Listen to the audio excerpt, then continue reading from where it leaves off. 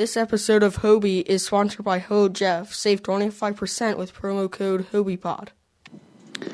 Please note that any comments, jokes, questions, maybe anything that we say on the History of Bad Ideas is all in good fun.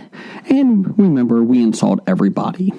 Our thoughts, opinions, questions, anything else, actions that we do on the show do not reflect any of our employers, organizations, advertisers, or anyone else that is associated with the History of Bad Ideas. And remember, at the end of the day, it's just a joke.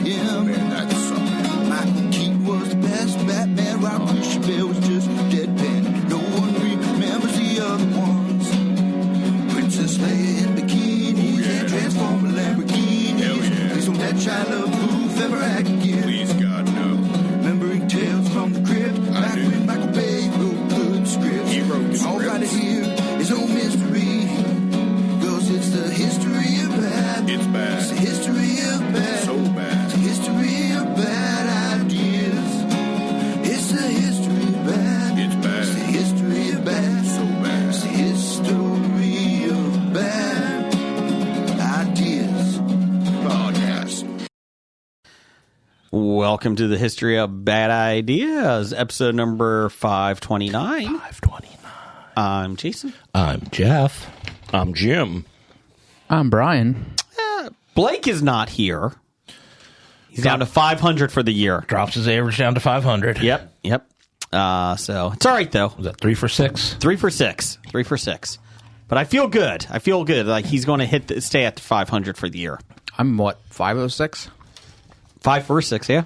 Me too. Yeah, Yep. You guys are doing good. Jeff and I batting a mean 1,000. Batting 1,000. Boom. Yeah. Unfortunately, come March, I'm going to miss 2 straight weeks. What? 2? Yeah. But that's okay. So we're looking for people to host us for 2 weeks in March. Dana Dana Gardens. Dana White. Dana White might. He might punch you, though, so just be careful. Allegedly. We can just do Joe Rogan. He probably... We're better than Joe Rogan. I read a review. That's true. 100 times better than Joe Rogan. So Joe Rogan can come on our show. How about that? Dana White may not be the most stable guy out there. Just a tip out there. Just a little hunch. Brian, how are you down there? I'm okay. Okay. I got bit at work today, so that kind of sucked. By a cat from Kitty City or a dog? By a dog. By a child? A person? No, a dog. So that kind of sucked, but otherwise, doing well. Where'd you get bit at? On my leg. Oh, did it hurt? Would you like me to bite you and see if it hurts? Well, you're different. You're a human. You're not a dog. Was it a big dog? A small dog? I was like a 75-pound pit bull. Oh, jeez. Okay. Yep. And then they put it down. What the fuck, man? They don't do that. I'm glad you're sitting on the opposite side of the table with him. I'm just saying the dog better not bite me. Were you... what happened? Like, were you feeding it? No, I was taking it outside. Oh, that sucks. Reactive to other dogs. Yeah. Went to correct, and it overcorrected onto my leg. Ugh, God. So, well, I'm sorry, Brian. that's okay. So it didn't mess up your tattoos or anything, did it? No, Okay. no, Do you have tattoos on both legs or one? both, Okay, that's what I couldn't remember. all 3. All 3 legs. Whoa. I don't want to know about that. Jim, did you get bit today at work? I did not work today. Oh. Did you get bit yesterday? I did not work yesterday. Did you get bit last time you worked? No. Oh, okay. Well, that's a positive. Then you might actually get syphilis if you did. Anything going on? Yeah, because syphilis is usually the first thing you get. Getting bit by a college kid, yeah. It is coming back. So is measles. Not if you get vaccinated. What? No. Sorry, my bad. Yeah, in Cincinnati on the... what kind of an idiot would take a vaccination? My bad. Down the hall, In No, they're vaccinating down the hall. I'm not going down there. in Cincinnati's airport in January, there was people were exposed to measles. So on an air flight, so they were sending it out by the news this week. So hopefully, no one got measles that we know of. Well, that's what we've got to look forward to. Is that the next thing? Just a amalgamation of people not getting fucking vaccinated for anything anymore, or vaccinating their kids. So, everything's coming back. Here's the best part. So the small little town that I live in, we have a Facebook page, and as Brian has shown many times, it's nothing but good things on social media. This week, today, there was a thing on like the community page that somebody posted that everybody be careful. Was it the nanovirus, whatever the stomach bug virus is going around?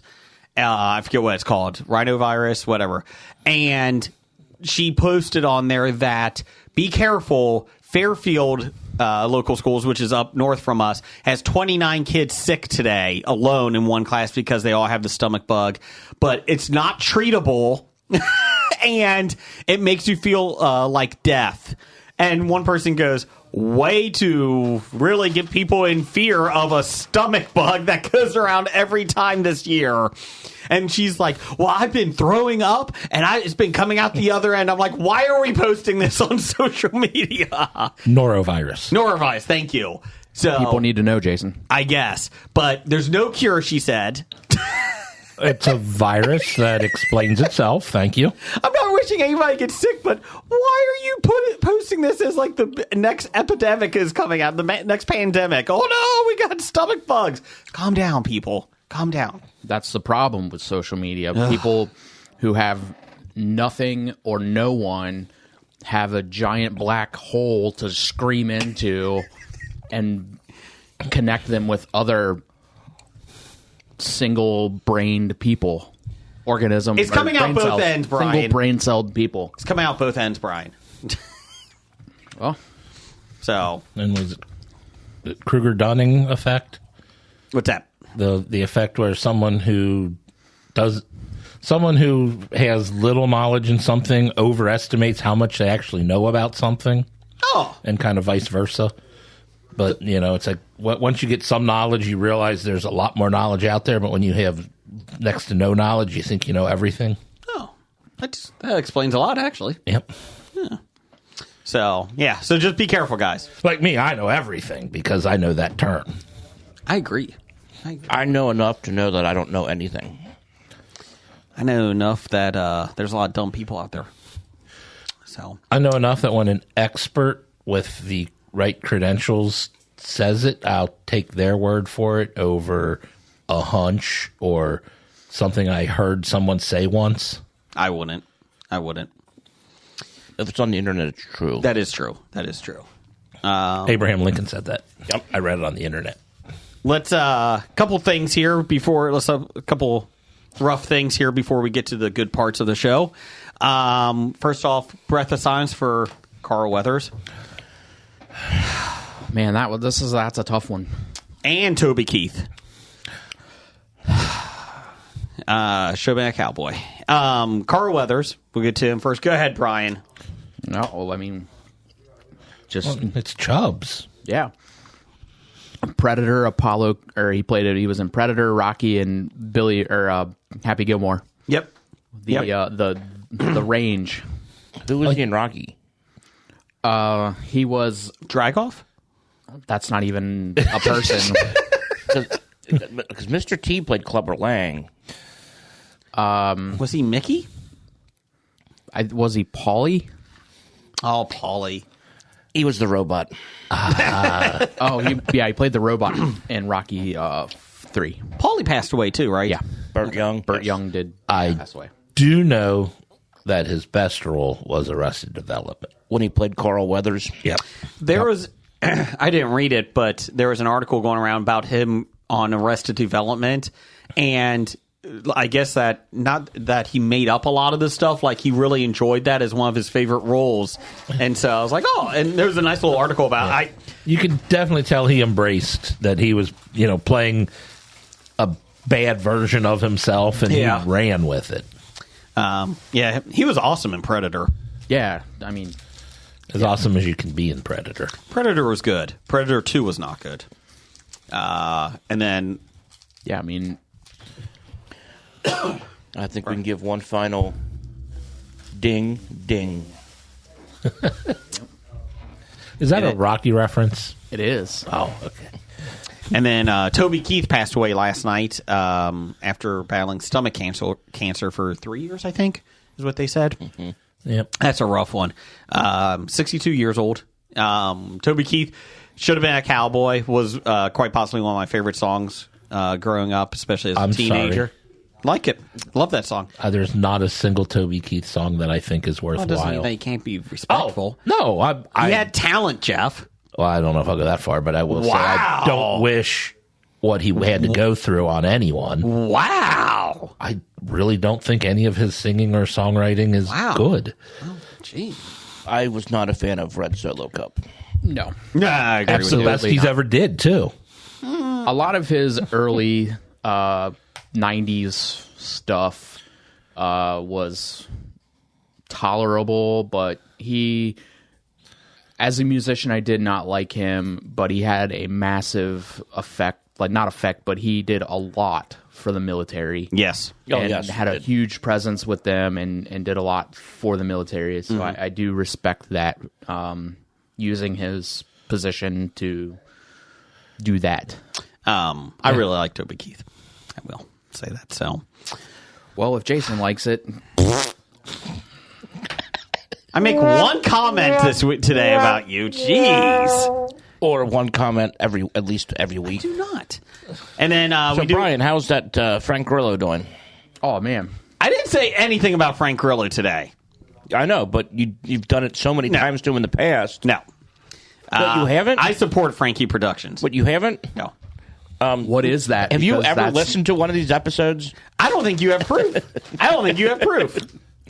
What is Frankie Productions? Because no one's ever been able to figure that out. Oh, it's the production company that Jason made up to make fun of Frank Grillo. Oh, I don't okay. remember that. Okay. And So then, it's not real. No, It's no. not a real thing. No, he's making fun of Frank Grillo Oh, okay. while saying he doesn't make fun of Frank Grillo. anyways, we do want to say good thoughts and karma to listener and contributor to some of our music. Oh, yes. Marty, get better, Marty. Hoping best for you in a couple weeks for a medical procedure. Definitely. Get well soon. Marty does our introduction to box office bombs and plot lines. Yes. Which we add to every week because there's more people now. But he was one of our first-time listeners, early listeners. First time, long time? First time, long time. And so we really wish him the best in that. So there you go. Can we send out some good vibes to Megan's father-in-law? Prince Charles. King Charles. King Charles. Who also may be going through pancreatic cancer. Is that what it is? So that's what it's reported, but it's not I heard verified. cancer. I didn't hear any specifics. Where he's talking about abdicating the throne. Well, it was interesting because they did say that, it's probably going to happen sooner than later. And they're like, of all of his duties. And I'm like, what fucking duties does this guy have? I mean...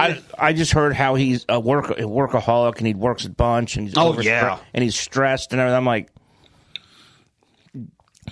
He's his job in the world. You're a showcase. I mean, You're a king that doesn't even run a country. Yeah, you don't... You don't do anything. Wait, have you ever been king of a country? I have. Which one? Pretoria? Latvia. Pretoria? Did you just say Lactavia? Latvia. What is Lactavia? Latvia. What is Latvia? Latvia. Is it Latvia? No, Latvia is the Doctor Doom's country in Marvel Comics. He took it over from me. Sure. I doubt that. Okay, just because you're the king of Kitty City, okay, Brian? You're coming in with a lot of fire today, and I don't like it. Relax down there. You don't have to play the role of Blake today. I'm not. No, he's playing the role of Brian. Yeah, that's true. It's just the listeners want Jason to get Put in his place. Put in his place sometimes. I didn't say anything bad. Jeez, you guys were all making fun of Toby Keith and... You don't say anything bad. I didn't make fun of Toby Keith. I didn't make fun of Toby Keith. I just gave an opinion on. I gave my opinion on his music. Your opinion. He didn't say anything bad today. Like, did they put the dog down? That was a reasonable question. Do you know, you have zero idea how many times I've actually been bit at work, and not a single one of those dogs, nothing has ever happened to those dogs. I know. You got bit on the nose once. I did. Yep. Like 4 times. I've been bit on the nose 3 times. Yeah. Only one requiring stitches. Do cats attack more than dogs, or are dogs more defensive? Nah, I mean, cats are...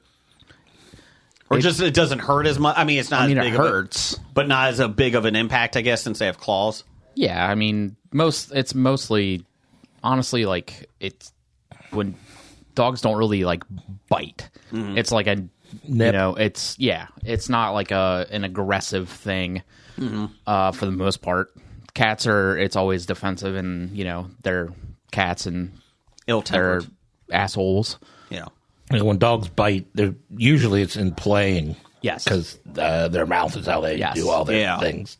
Correct. With cats, it's claws, and they are... Spicy spicy cat.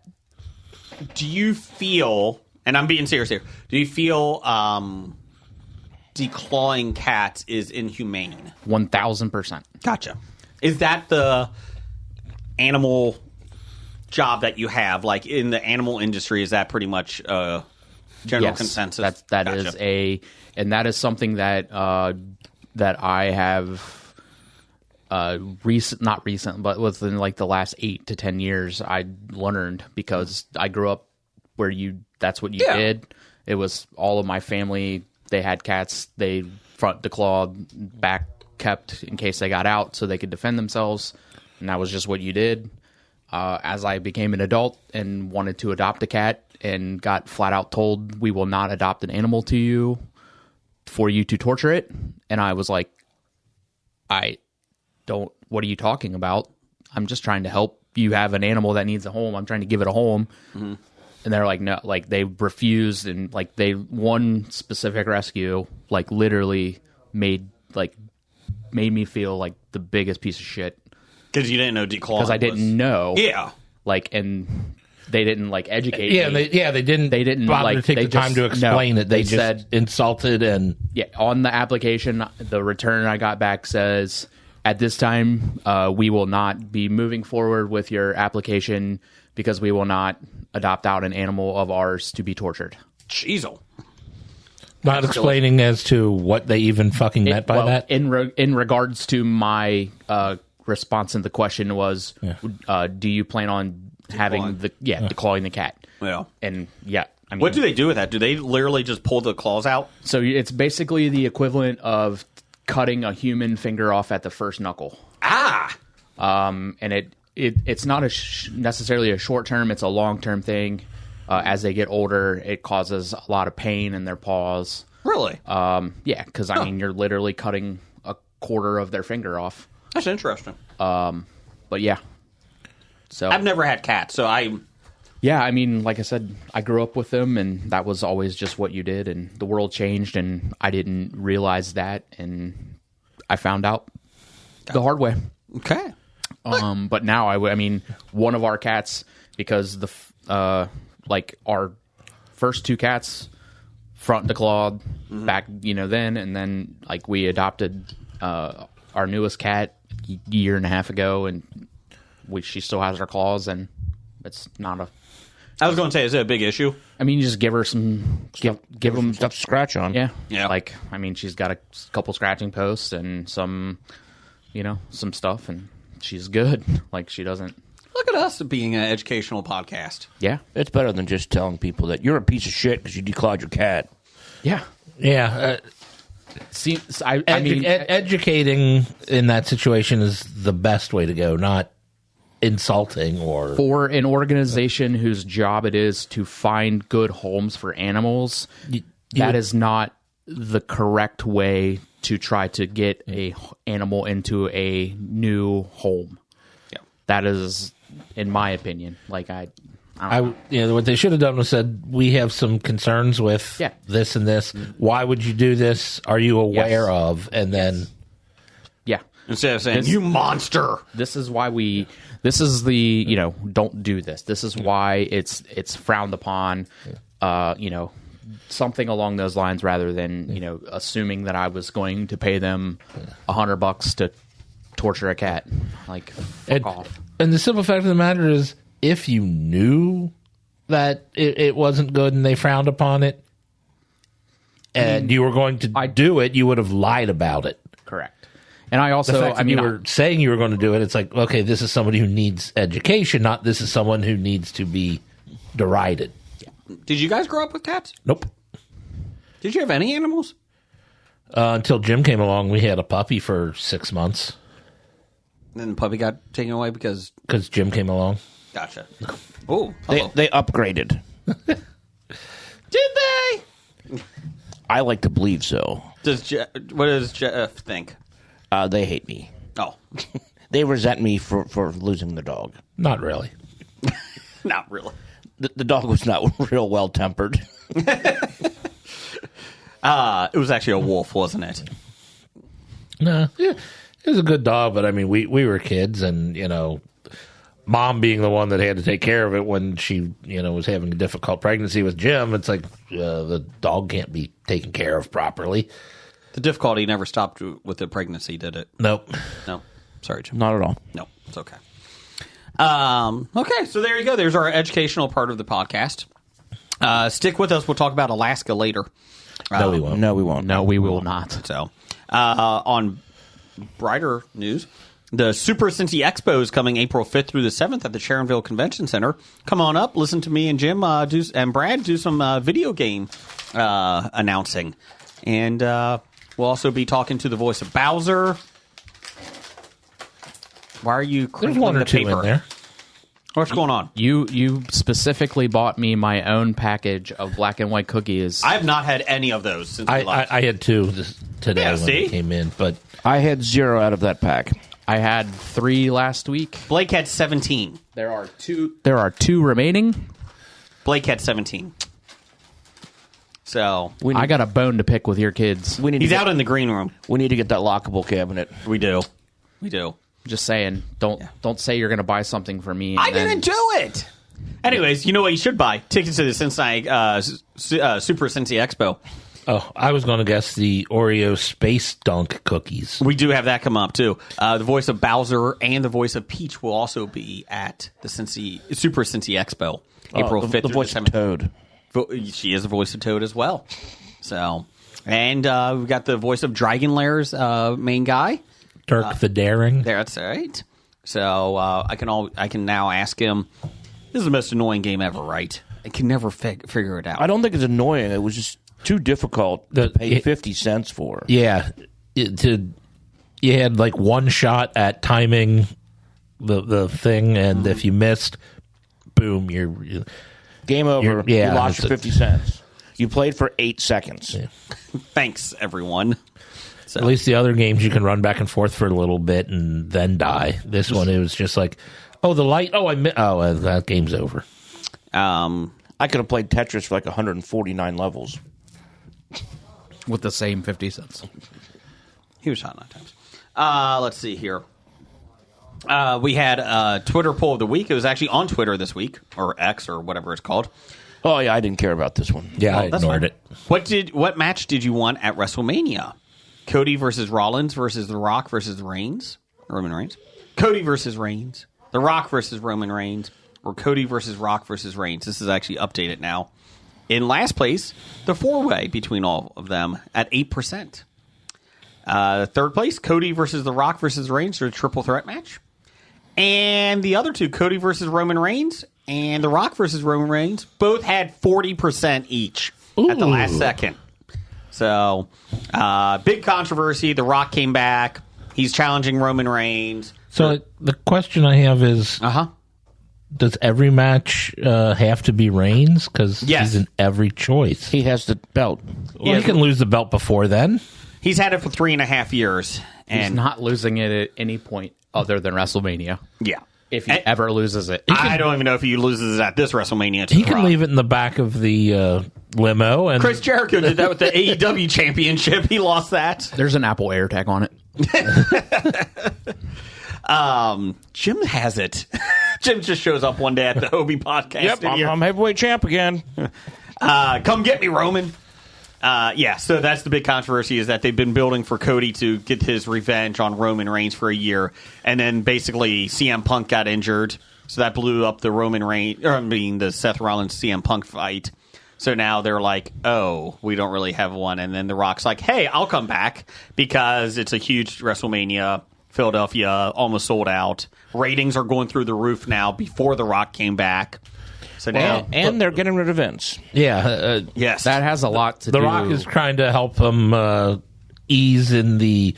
well, he is on the TKO board. Oh crap! This is bad. We need to damage control and take away from this terrible situation in the biggest and most brightest spotlight possible.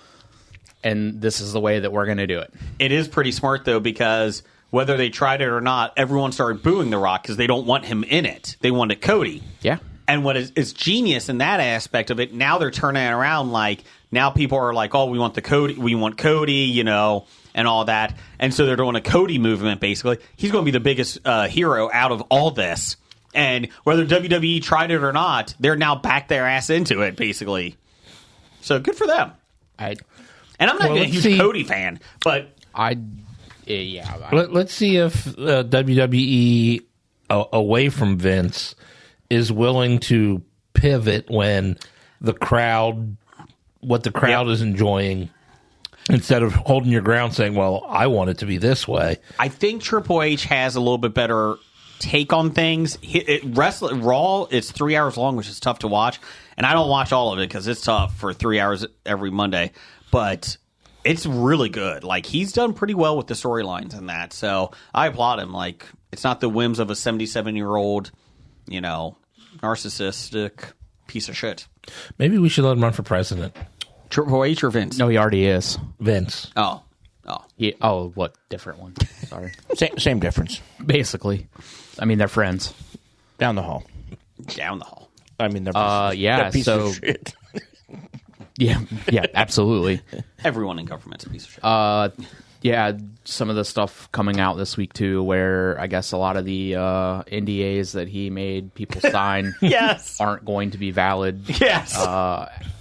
Because he did it behind all of the other board, and everybody, nobody in WWE basically knew it, and he thought he could get away with it. I think he used his own personal attorney. Yeah.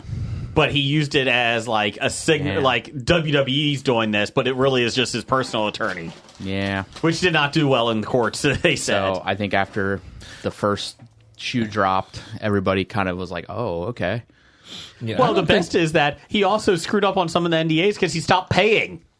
That's the first thing you don't do. Don't stop paying. Because I guess the one was a $3 million payout, and he paid like $1 million or $2 million, and then he never paid the rest of it. And so they're like, fuck you, let's go. Yeah. And the money was coming out of the WWE, not out of Vince McMahon's pocket. And now the federal government is investigating. Oh, yeah. And you know that they have a hard-on for him because they're like, fuck, we screwed up the steroid scandal. We're not fucking this one up. Let's go get him. And he's also a piece of shit, so he should be investigated. Well, we'll see. Whatever. There's been rumors that Stephanie's the one that leaked everything. That's the one rumor. I mean... And it's a good theory. If any... I mean, I know it's all like... It's hard to like really gauge, but a lot of like those old clips from back in the day... Oh, yeah. Some of the those, 90s. Like, things that she was saying in the ring and like that they were saying to each other seem... really bad now. Like, yes. It's not like it wasn't just a story. It wasn't an act. Yeah, like everyone just assumed. Like when you watch it back now, all these years later, like knowing what you know, it's like, oh, It literally is a real life version of Succession from HBO. I don't know. But yeah, Remember when Stephanie was supposed to marry Triple H. No. Test. Yeah, Test. And then that was a pretty funny thing though when they go through the Vegas drive-through wedding. Triple H. Triple H. Yeah, I say yes. And the pastor, the preacher, is like, And do you? Do you? And he's like, yes. She says yes. Good times. But that storyline could be problematic today. You think? It was problematic then. It was very odd then. Woo. Brian, did you watch anything this week? I did, and I don't remember what it was. It was that good? Yeah, no, it's been a long month, and I can't remember. Okay. We had the Hockey All-Star game. Did you watch the Hockey All-Star game? No, I didn't get to. I had to work. The Pro Bowl? I didn't. We did watch the first quarter of the women's flag football game that they were playing, to which my 7-year-old goes, why is there an NFC and an AFC team on flag football for women's? They're not playing. They're not in the NFL. Are they, Dad? I was like, no, they are not, son. And I was like, these are just really good high school teams. Women's two high teams. school. One represents And one I was like, conference. but he's 7, and he's like, but I don't get that. They're not playing. I was like, I get that. They had some good throws. Did you watch the Pro Bowl, Jeff or Jim? I did not. Oh, it's a shame. Who won? Anybody know? I don't know. Not us. I believe the NFC did. I think Eli Manning was the coach of the winning team. Gotcha. Where I think Peyton was the coach of the losing team. Gotcha. Okay. Well, Jeff, did you watch anything this week? I don't think I did. Okay. I did watch one thing, but we What's can that? talk about that later. Okay. Ooh, I think you watched a game show. I watched Finest Kind on Paramount Plus. What's It's that? the new Tommy Lee Jones, Ben Foster movie. Okay. They're like Ben Foster, 2 weeks in a row brought Yeah. up on here. We're the, by me. Run here. Yeah. we're the new Ben Foster podcast. Yeah, really. It's like it's like based in New England. It's like they're fishermen, like a store, like kind of a father-son fishing thing, and it was actually really well done. And Jenna Ortega's in it. Okay. Ben Foster, Tommy Lee Jones. Keep it down out there. Stop eating his Oreos. Yeah. No, it was good.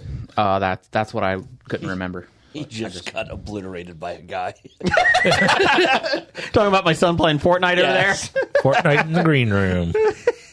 Actually, Ralph Macchio's out there playing with him too. So we got lots of stars here. I Ross really hope Marquand. Ralph Macchio isn't out in your basement playing with your son. He's playing Fortnite. It's okay. It's okay. He's fine. Well, Matt Damon's in the green room still. Matt Damon. I did watch American Nightmare. The kidnapping one. Woo, doggy. What a ride. Yeah, my girlfriend's been kidnapped. You did it. Whoa. I just called the cops. Immediately. Yeah. With doing zero research or investigation. Detective Mustard. He's Yeah. not much of a cop. Yeah, Matt Mustard. Yeah. That guy. You know what? You never trust a guy named after a Clue character. He just Never doesn't trust. cut the mustard. He doesn't. You know the That's 'cause wildest. he wasn't quite a colonel yet. That's good. The wildest thing about that was at the end where they were like, yeah, like he got it completely fucking wrong, but we still gave him an accommodation. Yeah. He got rewarded for that. Yes. Like Yeah, you pretty much just you ruined this guy's life. these people's lives. and congratulations. Here's a medal. My wife. This is about. Brian talked about this a couple weeks ago about the girlfriend that was kidnapped, and the cops thought it was a hoax. Yeah. and they kept blaming the boyfriend. Then they said it was a Gone Girl thing. yeah, and then like she set it up and Yeah. like it, and then you start like actually asking her why she acted a certain way. It's like, oh, well, that all makes sense now. Like, why didn't the cops just ask her? yeah. And I understand she was afraid. And then when she did finally tell what happened, the cops were like, no, we don't believe it. Yeah, that's not believable. And the best is, so my wife was watching it with me, and she's like, So the other department did this police works job? Yeah, pretty much. The other county. I mean, thank God for the female detective. Yeah. At the that actually solved it? Yeah. Wasn't even the same county. Yeah. She just was putting together pieces from other counties, same thing happening. Yeah. And was something doesn't seem right. I just even seeing I get it, right? The boyfriend is the first suspect, right? Or the husband is usually, Missile. yeah. But he didn't even he went 100 miles an hour right out of the gate. Yeah, why'd you do it? Yeah, I heard she the story. Where'd you bury her? Yeah. Why are you so calm? One thing about that they never did answer was when the FBI got involved, and the FBI guy had a relationship with the boyfriend's ex-girlfriend. Yes. Not problematic at all. He didn't need to recuse himself because he was too close to Brian, it went before the board. Perfectly normal. Yeah, that was the best part. My wife and I were watching, and my wife's like, they're going to take him off the case. And then they're like, well, we investigate. He's fine. That's not problematic. And then you find out that the guy that actually kidnapped her thought she was the ex-girlfriend, not her. Yes. Okay, that's a little bit of a problem because these two people have the same person in common. Let's not just talk about that anymore. Nope. Nothing else. Nope. No other mention of what the whole thing with the ex-girlfriend and this guy and the FBI and that. Nothing. No, it's fine. Let's just not answer that question. It's not problematic. Not problematic at all. Something else that's not problematic. What's that? Why hasn't Brian Laundrie's family, his mom especially, been charged with any tampering charges? I think they're waiting for the civil suit to be done. I think they're waiting for that to come out. Because, my God, when they talk to Brian on the phone, it's proven on records. Yes. And then they go out the next day in the media and say, we hope that she comes home safe, and gives this other family false hope. Yes. Oh, it's brutal. It's come out in the civil case, yes, that there's some issues there. I really do think they're trying to wait for that to be done, and then they're going to pursue something. And the Petito family came out and said, yeah, they lost somebody too. This is a tragedy, but why did they let us suffer this long? Correct. Yeah. That's all it is. Yeah. They could have just come out and said it. There would have been no ill will against the family. Mm-hmm. Just because their son was... Yeah, their son died too. Yeah. Did they put him down? Did he bite someone? Mm. Maybe that they're going to find that out. Yeah. On a happier note, my 7-year-old has now found his own version of The Office that he has watched repeatedly. It's 2 seasons. Jeff, I think you might actually watch it. It's a cartoon animated show. Disney Plus came out in 2014 and 2015. Gravity Falls. It is phenomenal. Basically, these 2 kids, they go to their uncle's, home in Oregon for the summer just to hang out with him and that. And he owns the Mystery Shack. And it's basically... comes to find out, over these 2 seasons, that there's these 3 books that they found, and they each have, weird things that have happened in that area, like gnomes, werewolves, I don't know, there's other things, too. I think the one was, a llama with a human face. There's, these weird things, and it is phenomenal. They built up this world with the townsfolk, everything. It's... he's 7, and my wife is like, do you think it's a little over? I was like, I don't think he gets what, everything is. Everything is. But it is phenomenal. And if you go online, it has a cult following, and it was a very popular show. And the creator, he ended it after 2 seasons. He's like, I told my story. I didn't need to do it anymore. I think you would like it, Jeff. I'm aware of it. Are you aware? Yeah. And I'm trying to figure out what it has to do with The Office, but no, that's just his version of The Office. I watch The Office all the time. It's like my comfort food. This is now his comfort thing. Oh, okay. I was trying to figure out what The Office and Gravity Falls. That was his version of The Office. That he's watched it. I think now it's his 3rd time going through it, and it's his Mork and Mindy. Oh, okay. Good job, Jim. Good job. Thanks. Yeah. But yeah, I would highly recommend Gravity Falls to anybody. It's phenomenal. It's hilarious. Seuss is the best in it. But I would definitely advise you guys to watch it. So really well done.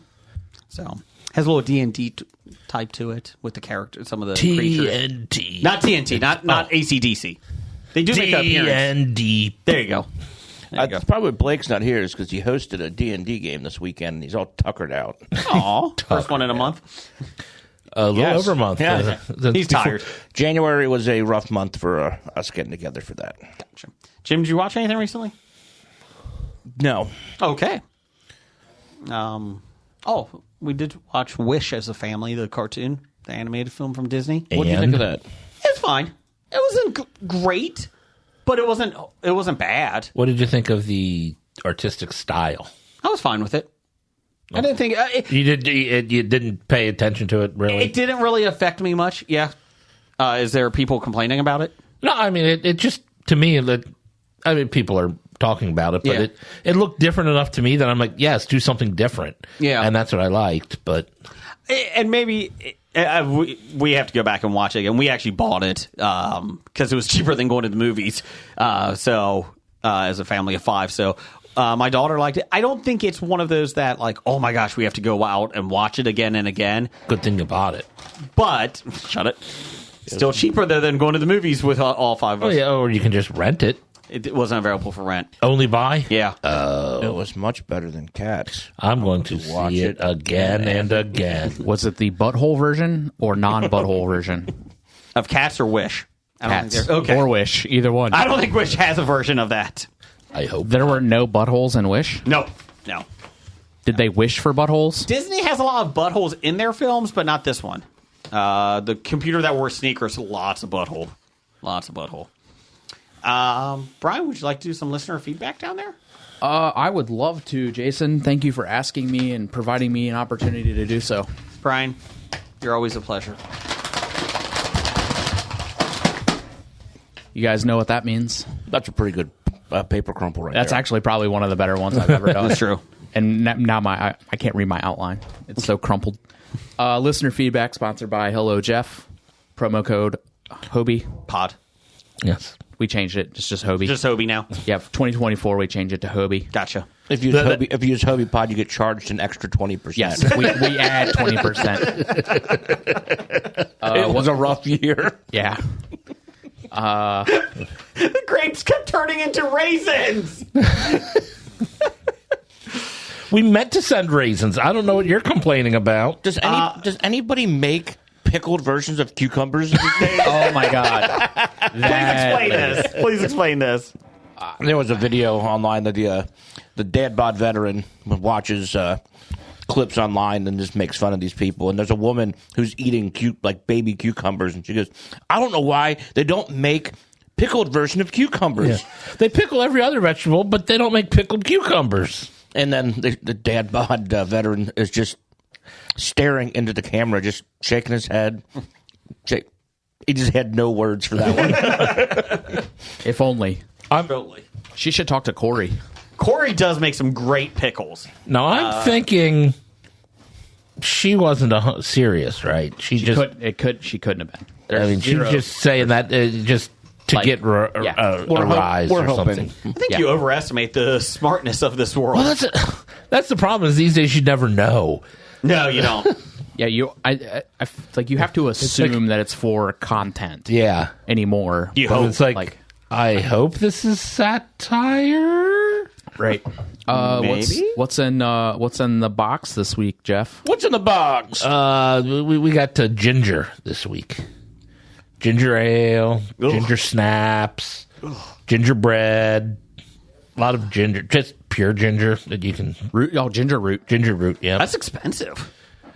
Well, you can get a discount if you put in code HOBI. HOBI Pod. No, I'm talking for you. Did you just do bulk? You bought in bulk? That's how these things work, Jason. Oh, okay. Oh, and there's a DVD of Ginger Spice. Tell me what you want, what you really, really want. Nice. I really, really, really want a zigga. Ginger. No. All right, we start off same as always. That one guy. Can't give yourself a nickname. 7. Ape Hands, Beaver Hands. Chili Billy, Sunny D. the mailman, Postman. delivery man. Doug. Dad, Screwdriver. Doug. Oh, okay. Doug says, what are your thoughts on Taylor Swift being able to make it to the Super Bowl in time after her concert? It has captured the attention of America. Good for her. Didn't think it was a big deal. Oh, it is. She's her concert is in Australia, Japan. She's in Japan the day night- before. Day before. But with the time difference, it's like almost a day and a half. Yeah. So by the time she's got like 20 some hours after her concert's over before the Super Bowl. So there's plenty of time to fly across the I Pacific. think they say it's a 12-hour flight with everything.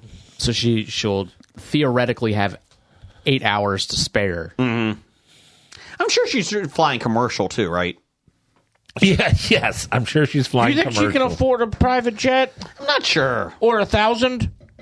And then the $1,000 jet- or 1,000 private 1,000 jets? private jets. Yeah, probably. And then she has to go to Australia after, but I think that's After, yeah. that's not for another 6 days or something after the Super Bowl. I don't think she can make it in that time. My daughter came home tonight and she's like, she's a Taylor Swift fan. She's 9. I'm sorry. And she's like, I don't care. Good for her. And so she's like, Dad, I found a new shirt I want, and I guess they're selling I'm rooting for Taylor's boyfriend shirt that I guess they're selling online for the Super Bowl. I'm surprised everybody hasn't thrown him under the bus because he wasn't there at the Grammys to support her. I don't think he was allowed out, was he? Because they're on lockdown, some of them. Durr. Well, I mean, he does have a lot to prepare for this coming week. Do you think? They did the Grammys the Super Bowl week. I'm sure. No, the Pro Bowl week. Oh, okay. If he was a real man, he would have been there to stand up and defend his woman. Yeah! To Jay-Z. Like Jay-Z. Oh, my God. Shut the fuck up, Jay-Z. Jeez, oh, Pete. Are they trying to make a Taylor Swift Beyonce feud like the thing now? Do we have to say that Beyonce deserves the Grammy every year after she doesn't get it? No, because she doesn't deserve it. She doesn't deserve it, but the 37 writers for her songs do. She's won the most Grammys and never won Album of the Year. Make it make sense. Who the fuck cares? It's a Because Grammy. your albums aren't that great. You'll do individual songs or performances, but overall the albums are pale in comparison. It's a fucking Grammy. We to have a Beck. Grammy. Who cares? Hillary Clinton has a Grammy. I mean, they're not really that tough to get. Well, our Homer Grammy- Simpson tips Grammy. Yeah, Correct. Well, our Grammy we did steal from the B Sharps. We have a name of a band that gets less funny every time you say. How about the B Sharps?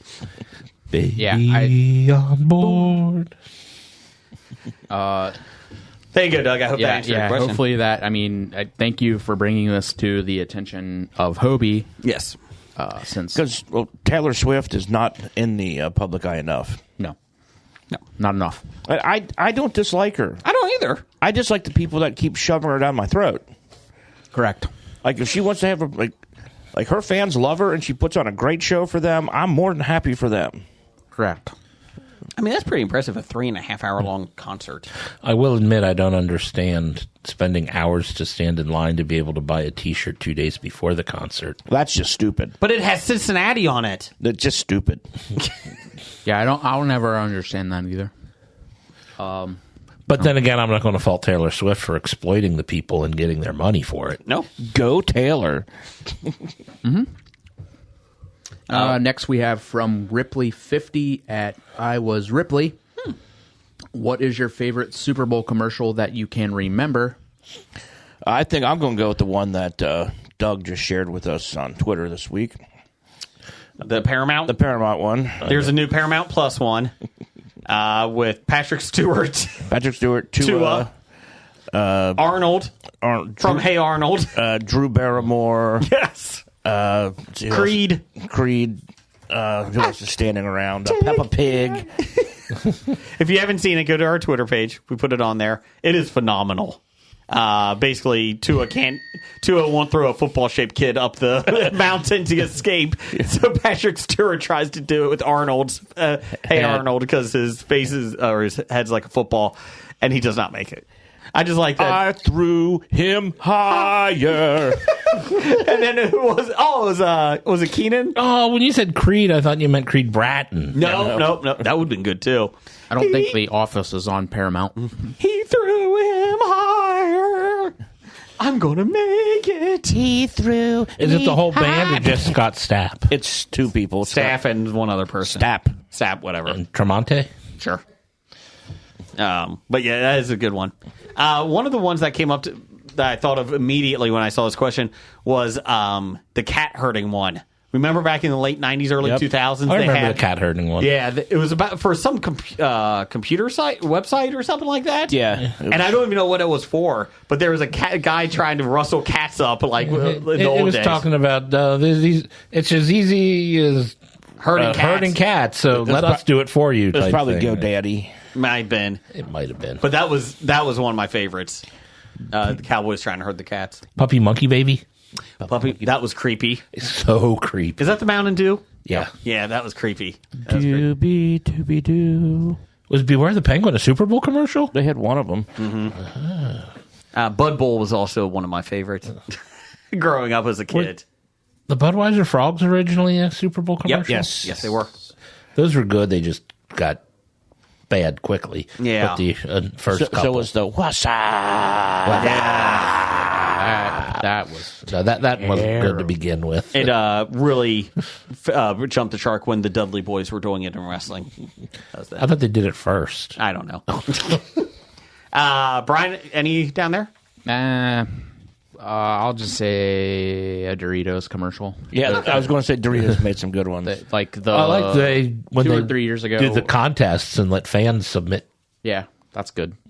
What was the one where it was, like just recently, like with the thing in the yard where it's like him and the dog? I don't remember that. Obviously, it was that great. I remembered the specifics of it. But Doritos always typically has some good ones. Mm-hmm. Budweiser has been faltering lately, though. Clydesdale's ones are always good. They're classic. Classic, and Did they have a Clydesdale kicking a ball one time? With They did. Yeah. Oh, the zebra was the ref, wasn't it? Yeah. Oh, it was. Yeah, he kicked it over like the poles, the telephone poles. That's right. And whatnot. That's right. What else we got? From BlakeBot at BlakeBot19 is next year. Okay, I'm reading this how it was typed. Uh-oh. Is next year that the Browns actually win a Super Bowl? 7. Z. Guess Brown, Jeff. 2? Okay. No. Okay, there we go. Yeah. We do have a correction from that guy, Doug. Mm-hmm. Screwdriver. I apologize. I was wrong on this one. Doug says Kurt Rambis, the former NBA player, still alive. We thought he was... I don't remember you saying This is he how was bad dead. it was, Jim, because I'm usually the idiot that messes up. And I apologized on Twitter. I was like, I think that was me. And then you're like, nope, that was me. I was like, oh, for once I didn't say it. That was definitely me, and I was thinking he was somebody. I think it was somebody else, but it was. He was a head coach for a while, right? With the Lakers? Kurt Rambis? Yeah. He was a bench coach, I thought. Okay. Did he coach women's basketball somewhere? Maybe. Could have. Doug, let us know. Yeah, please do. Yes, Doug. Thank Since you are the Kurt Rambis expert for this podcast. That's right. They just got a new nickname. Next up, we have... But he can't give him... Nope. I just gave it to him. Next He wanted up, to be called the Hammer. Nope, he's Kurt Rambis expert. next up, we have from Jason, Agent Plamer. Types these. Fax machine! Let's see here. We really need to fire a fax machine. From Jason, Agent Plamer. Agent Plamer Sturchik at Agent Palmer. They would like to know, how far ahead do you plan things? Podcast or otherwise? Couple minutes. So usually, Plamer, we get an outline in our email box, inbox from Jason. Well, he has the intern fax machine. Yeah. Right. Well, I mean, it comes from Jason's email address. Usually Monday mornings is when he sends that out. So, Well, the fax machine came too because nobody has faxes. So it comes to me. So I have a fax. From Fax machines can email too. Oh, this one can't. I'd say maybe from like Stupid Thursday to Sunday. That is getting worked on behind the scenes. None of us know about it. If you guys would like to take over for Agent Fax Machine, please go ahead. Now he's Agent Fax Machine. He got a promotion. Every week, this guy screws up. Oh, yeah, he's doing great. He's fucking Matt Mustard of interns. Jesus Christ.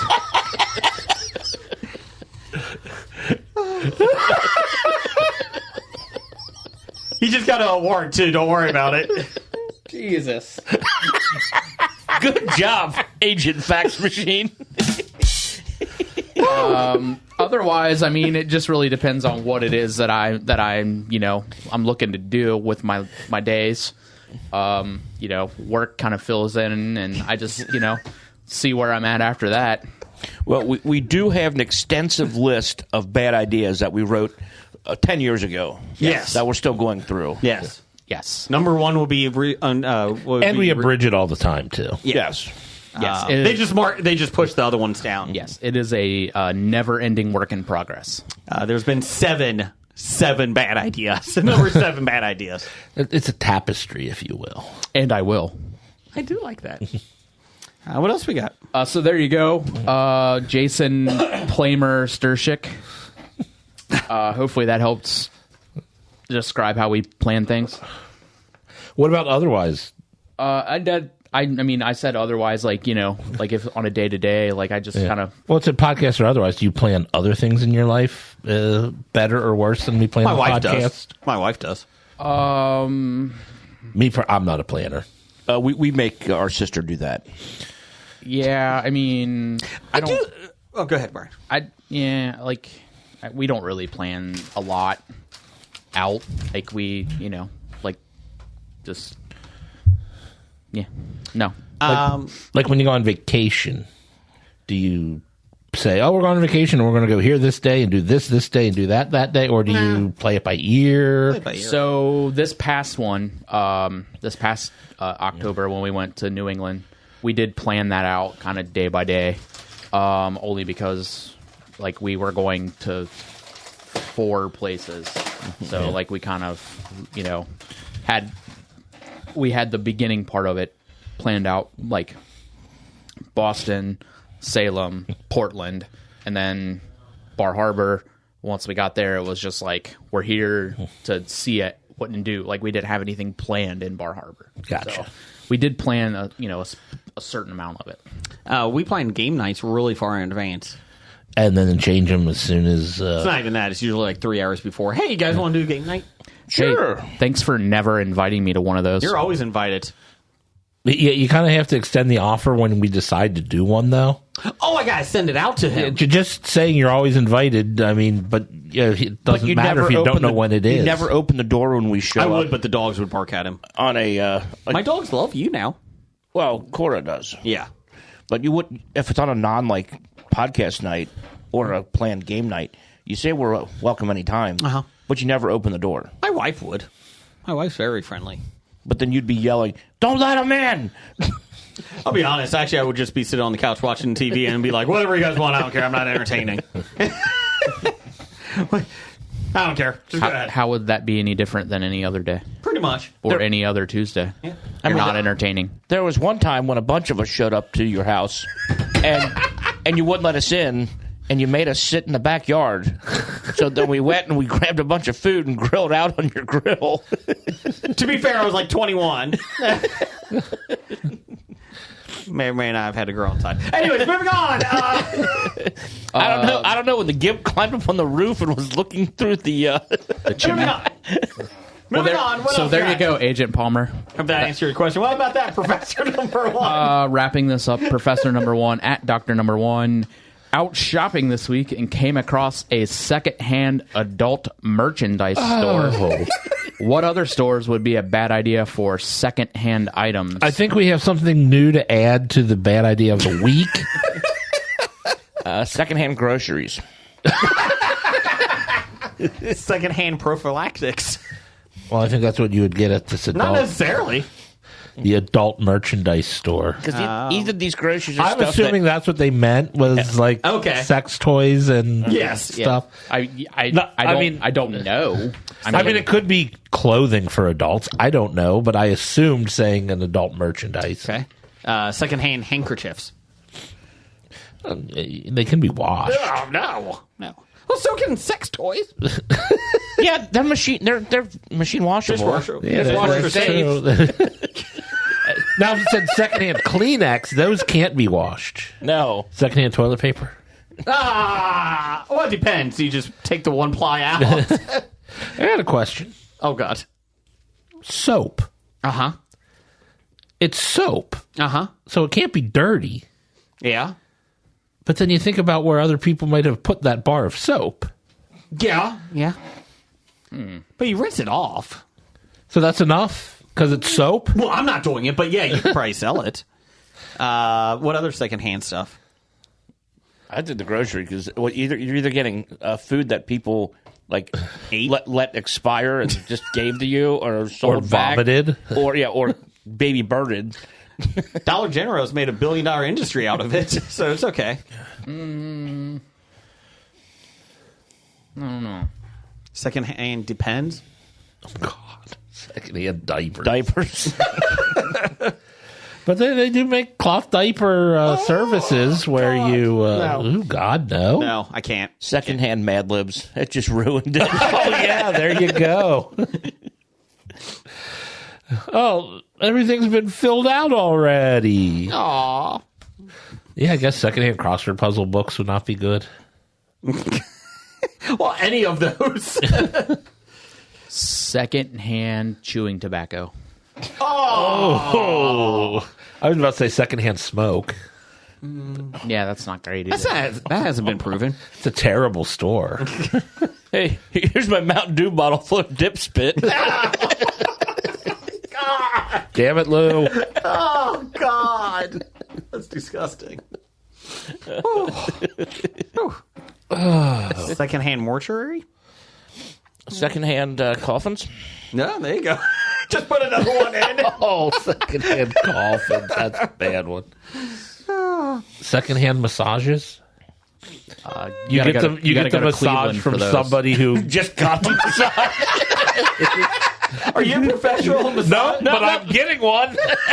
I just got one. It's free, but I have to give the next person one. Those are huge in Cleveland, I hear right now. I mean, the first person had to pay for it from the professional, and then he had to get what he learned when he got it and give it to the next person. And like, if you're like the 18th or 19th person, how watered down is that massage? That's the worst game of telephone ever. Secondhand colonoscopies? I don't think you can do it secondhand. I think you could. No, you couldn't. You couldn't? And that's only speaking from Dr. Dana's experience as a person who does that. Secondhand latex gloves? Nah. Probably don't want that. I am That's trademarking that secondhand massage idea. I think you could trademark it. Do you think we can turn that into a television show somehow? Yeah. Secondhand massage. Since Army Hammer got It's a game canceled. show. Hosted by Army Kevin Hammer. Spacey. No, we're not. Oh. Deshaun Watson. No, you know what? He's the first guest. No, I don't. And no. the last guest. I saw he was on a podcast stumping to try to get T. Higgins signed in Cleveland. Fuck him. That's because he was his college buddy. I know. I don't like him. Everybody in the league has come out and said they want T. Higgins on their team. It's weird. Duh. I mean, you would want him on your team, whether you're going to pay him what he... Guess what? He's getting franchise tagged. I did want to tell you guys that running through Sprinkler is getting some lower ratings in the second hour. So they now are they've cut it down to 1 hour on Friday night, CBS has. They save water. Yeah. Did they add a slip and slide? No, they didn't. But that's from 8 to 9. It's running through the Sprinkler. 9 to 10, looking at a microwave. So just letting you guys know. And then bird bath. So Yeah, Well, hell, you might as well just have watching a pot boil or something. that's the mid-season replacement. Right so after there paint you, drying. there you go, Professor Number One. Hopefully those stores don't pop up for you to buy those things from. Before we get to news of the geek here, Brian, do you have these down? I do have a couple of these Okay. before your children eat the rest of them. We have Oreo Space Dunk, 5 galactic designs, and cosmic cream with popping candy. There's the pop. Who got these? Miss Marbles. Oh, Miss Marbles, limited edition. Don't know if this is a 2024 floppy bribe or a thank you for the Canadian of the Year. Canadian of the Year Speaking honor. of Canadian of the Year, we would like to wish a happy birthday to Scab Randall. She just had she is a tri-Canadian of the Year. She just had a birthday. Happy birthday. Well, happy birthday, Scab Randall. What do you have? I have an astronaut helmet. I had a star. I had a helmet also. I like the helmet. I like that And one. then I have a rocket ship. Ooh. And, an alien, it looks like. Or a robot of some sort. Didn't they have popping candy in one of the other Oreos that we tried? They did, yes. I'm not really getting it's so the cream is pink and blue. It's not flavored though. Yeah, It's that's just the issue. Colored. I had my very first bite. There was some sort of fruity flavor in that, but now I'm not getting it. So maybe, I'm getting pure cream, like regular Oreo, with a little popping. Yeah. Not bad at all. It's an Oreo. Yeah. It's kind of disappointing though. Like in terms You're of kind of disappointing. you know. I saw a little video online. It was but Brendan Lee Mulligan, and he was talking about he is the I guess he's one of the writers of College Humor, and he was talking about he's playing the role of the Oreo CEO, I saw this. and he's like, okay, guys, we made like the best cookie in the world, so you have the weekend off. No, we got all these new flavors. Why? No, we need more flavors. No, really, you guys, we don't need to do anything else. We have Oreos. We already did it. Go home. No, we got more flavors. Saw that. That's pretty good. So, the other night, I'm not kidding. I had a dream when I was, and it was we were downtown. I was downtown. I went to a little shop, and they had all Oreos from all over the world. Jim, you were in my dream. Yes, I was. You were clothed. Yes, I was. I'm not kidding you. And we were looking for the podcast for Oreos, and we got black cherry Oreos. I know. I would try those. And you ever have one of those dreams that you wake up and you're like, I think that was a dream, but let me check, see if there's actually black cherry Oreos. And I looked, and there is not. I woke up, and I'm like, I know that was a dream. Hold on. Is there black cherry Oreos? Because I think I need to find these now. But yeah, it was literally this whole shop of just like Oreo-inspired food. We had Big League Chew Oreo. Like, that was the gum. It was Oreo-flavored Big League Chew. It was a weird dream. And I woke up, and I'm like, we might eat too many Oreos on this podcast. I'm glad I could join you on that, Jason.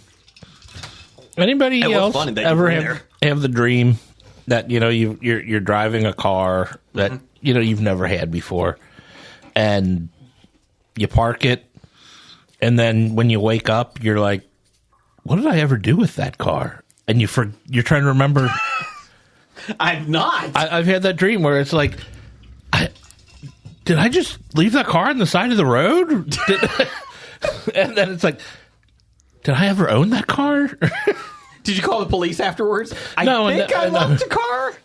I have not had that one. I had the dream where, like, when I was in college, I, bought an off-campus house, and I don't remember ever selling the house. Do I still own that house?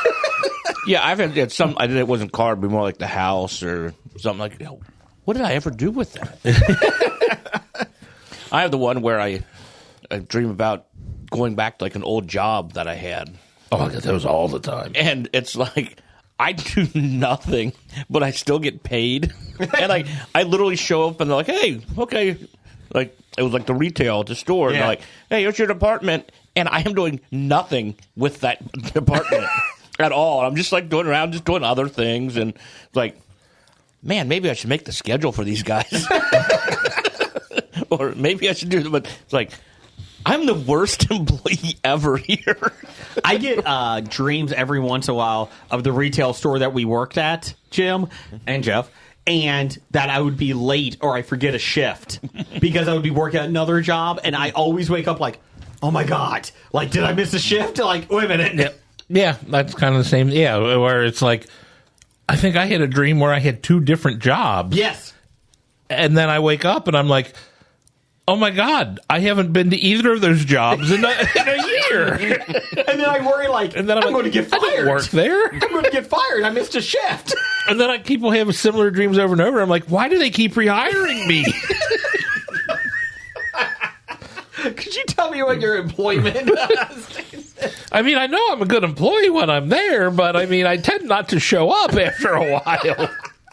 I always get that. Yeah, it like just freaks me out. Like, oh my God, like, why am I not here? Hello. Well, it's not a dream, but we keep on scheduling Brian for shifts at the bar, and he just never shows up. Brian, that's very lazy of you. I know. We forget to tell him, just like Jason does about game night. Yes. Yes. So we don't hold it over his head. I just can't wait till I show back up and ask for like my share of the tips from all those shifts. It's a good call. You guys owe me like $25,000. It's in the back, Brian. We have it. To get it, you have to have an employee review in the basement again. Not again. Jeff, do you have some news of the geeky music for me over here? I do. It's time for another installment of the News of the Geek. Well, we'll skip this one until next week. Thanks, Blake. This is a Blake one? Yeah. Per the Hollywood Reporter.com, a brand new Jurassic World movie from Universal is being released in 2025. Can we miss this one till Blake comes back too? According to THR's report, David Kopp is presently penning the screenplay for the newest entry. My God, is somebody paying you? What are you doing over there? This should excite fans of the original film, as Kopp wrote the original scripts for Jurassic Park and Jurassic Park: The Lost World. It's also being reported that David Leitch, Deadpool 2 and Bullet Train director, is in talks to direct, according to Deadline. It's also confirming that the film is aiming to hit theaters next July, but the issue is that the script is reportedly unfinished. So many are doubtful the newest Jurassic World movie will arrive in theaters by then. It's also reaffirmed by Deadline that the new film will feature a brand new cast, as neither Chris Pratt, Bryce Dallas Howard, or any of the original of Jurassic Park will return. But here's the thing. I was hoping they'd bring back Wayne Knight. That'd be nice. With Leitch in the director's seat, Deadline reports he'll deliver something, quote, unlike anything the franchise has experienced with previous directors, and will certainly give the series a fresh new look executives have wanted since the development of this film. Where are you getting that second syllable in that name? I don't know. Franchise veterans Steven Spielberg, Frank Marshall, and Patrick Crowley are all attached as executive producers. Mr. Crowley. Finally, the project is not being described as a reboot, which raises some interesting questions, as Jurassic World Dominion ended with dinosaurs and humanity seemingly being forced to adapt to living side by side. So, what are we doing? Spoilers. I didn't see it yet. Oh, that's fine. I love Jurassic World. I love the whole franchise. I love all 6 movies, even though some of them are really bad. But I don't know where you go with this from here. Well, I liked 1.5 movies. There you go. What you do is you have a big asteroid strike, Uh-huh. and then all the dinosaurs die out. Humans die out. No, they live. Oh. No, asteroids kill dinosaurs. Where have you been? And humans are they're kind of like cockroaches. Oh, that's true. They'll just survive. Courtney Love will be there. And Keith Richards. Ooh, good call. Good call. Wow. We have to wait for those 2 to repopulate the Earth. I'm just like, I don't know what else you're going to do with this. I don't understand. I bet you it'll be about dinosaurs. Well, the rumor, the It script. would be great if they did one without dinosaurs. Would be a kind of Jurassic weird. Park movie without dinosaurs. When they made Jurassic World, before that, they had a script going around that you can read online, where they actually were trying to make it that the dinosaurs became like humanish forms. Sentient? Yeah, and that they were being recruited by the government for like missions, like CIA missions, and they literally have. Oh God, that would be horrible. It was bad. The script is horrible.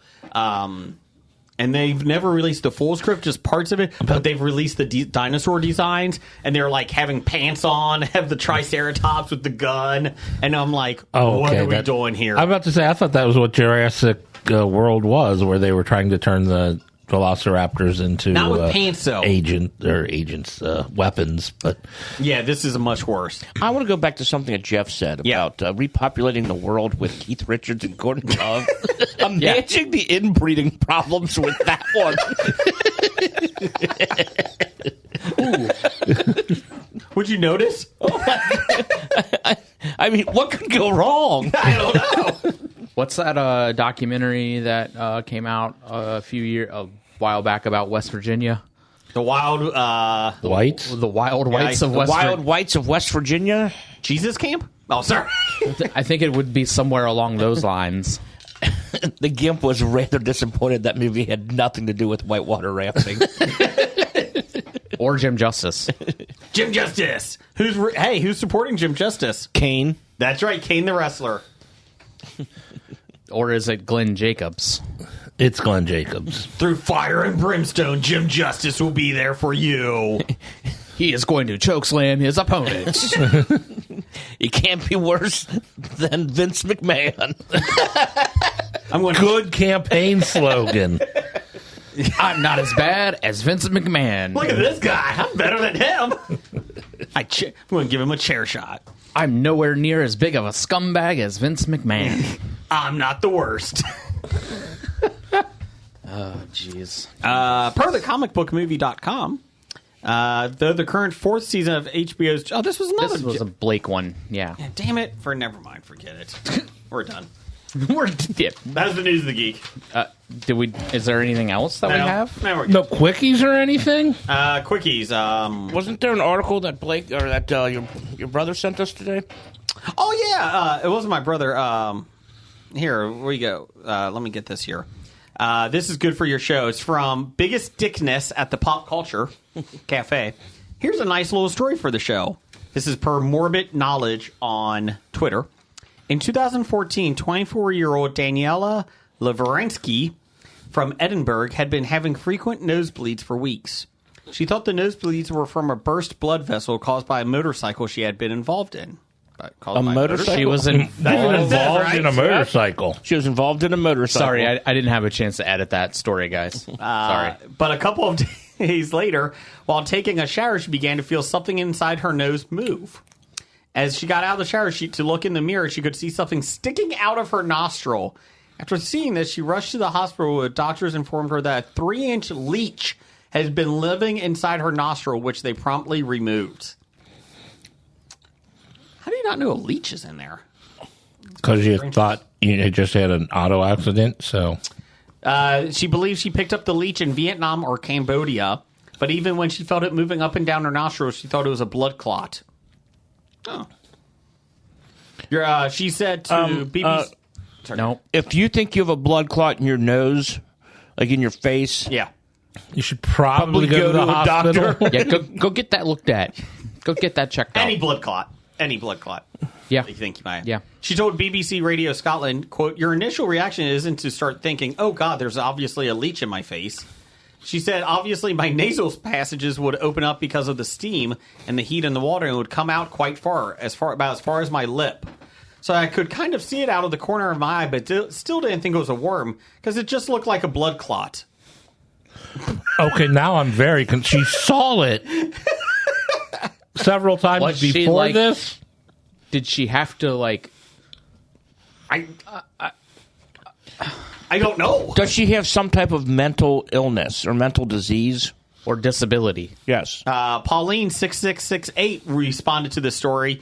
So I could kind of see it out of the corner of my eye, but still didn't think it was a worm because it looked like a blood clot. How many of you have blood clots sticking out of your noses? Did she just sniff it back up and think nothing of it? Yeah, I mean, if she would have said, oh, I saw it come out of my nose, but I just thought it was snot. Maybe. Oh God. I don't think we should have read the story now. Yeah, this is really. No. I have a lot more questions. I'm done with my questions on that. But let's make something nice here. Let's open up the other Oreo down there. What do we got? I got another story that we could read. What's that? Go ahead. The National Hockey League says it has received interest from Cincinnati as a site for an expansion team. Yeah. Gary Bettman made the remarks Friday during a press conference for the All-Star game in Toronto. We've talked to people in Houston, Atlanta, Cincinnati. There seems to be increased interest in having an NHL team places where there aren't. Bettman says discussions with Cincinnati have been very preliminary. He said Utah has been the most aggressive in seeking a team. Be aggressive. While Be Omaha aggressive. has also expressed interest. This is pretty much of a non-story to me. Yeah. Because pretty much what it is people who want to redo the arena downtown or build a new one. Mm-hmm. They're like, well, if you're going to do that, we need a tenant. And it's like, oh, let's contact the NHL. And that's pretty much where it's at. Kansas City built a arena for the NHL expansion team years ago. Never got one. Never got one. But they got an arena. They got Nice. I am all for anything that gets the Heritage Bank Arena blown up. That is a hole in the wall of downtown. It serves one purpose, and that's for Cincinnati Cyclones games because there aren't more than 5,000 to 7,000 people in there, and you can sort of move around. The dive bar Like of when arenas. you have a concert in that place, clusterfuck. Yes. Of epic proportions. Yes. I was reading some of the comments on one of the things about Cincinnati possibly getting, and everyone was going off about, oh yeah, the way this town supports the Cyclones are AHL or Yeah. ECHL team. It's like, oh, the city really support, and it's like, they got like you said, 875 people there last night on a Tuesday. They might get 5,000 people out, and that's because it's dollar beer nights. Yeah, I mean, And hot dogs. typically, like, $2.22s. Ooh. yeah, I mean, they're like, It's any minor league sport. The only way you get fans there is to offer Oh, it is. incentives. But I mean, to say, oh, we just packed the stadium for the minor leagues like we did for the FCC soccer team. No, and it's they like, don't. No, not even close. Well, the other issue is, too, that once Cincinnati fans realize that the cheap seats are $110 for 41 games of the year, it's not like you're paying $110 for 8 football games. You're paying $110 for 41 fucking NHL games, and that's a lot of money. who pays $110 for 8 football games? Per game. Per game. And it's 10. It's 10 now. Because you have to buy the preseason tickets. Oh, yeah. You, My bad. bad. You But you can't- get what I'm saying. Like, Yeah. it's a lot of games for the cheap seats. Yeah, but And they're not $110 for the cheap seats. If you go up to Columbus, Yeah, you can get them at the Pittsburgh is $35 to $40 mark in the up top 6 or something. the price is $83 for the base price for like the corner top row. Yeah. But if you buy family packs, you get them for $32 a piece. Okay. And you get a hot dog and popcorn and a soda. Ooh. Does Columbus still have the last row tickets don't go on sale until like right before the game or something? I don't remember that, but No. but I was up there last week and we were in like 4th or 5th last row, and they were listed as like $83 tickets when we got them for $30. So That's not bad. I think it would be awesome if that happened. I'm not against it. I'm just saying I don't think it's. I agree with Jim that I don't think it's going to ever happen. I don't think it's a big enough draw. No. Omaha it will be. Why? Because there's nothing else in Omaha in terms of professional team. Like Soccer work is there was a ton of youth soccer in the city. Oh yeah. A lot of people played. It was pretty popular. There is very little youth hockey in Cincinnati. yeah, because you can't find the spaces. There's Practice. only like 4 arenas, like 4 places to get ice time. Yeah. So Jeff? Or, I'm sorry, Brian, can you open up those other ones? Let's do a double one this week. Oh, Double that one. Oreos. We got Oreos. These are the tastiest you can possibly have. It's gluten-free? Gluten-free golden Oreos. Okay. We You had know- the regular gluten free, and they were actually they were crispier. Mm-hmm. The cookie was crispier. Yeah, I don't think we've ever really... I don't think the gluten-free ones are bad. No, we didn't. We gave them better reviews than we thought we would. Just pass them around, Jeff. But Brian, I did bring our gluten shaker. Oh, fantastic! Thank you. I was about to ask. We can sprinkle gluten on them if we have to. Yeah, I won't go anywhere without that. Jeff, before we eat this, did you want to do the music for the box office? Oh, I was looking at the cookie, but hold on. Or not? It's time for Box Office Bombs. What's up, Marty? It is crunchy. Thank you, Marty. And we will box office bombs. Well, you guys eat your cookies. I'll read about our bombs here. Per 411mania.com. While the new spy comedy Argylle picked up the win at the box office this weekend, it did so with a disappointingly low gross. Apple Original Films action comedy opened at number one for the weekend with $18 million, below the mid $20 million range it was projected to do. Even if Argylle had opened at the projected range, it still would not have been a hit.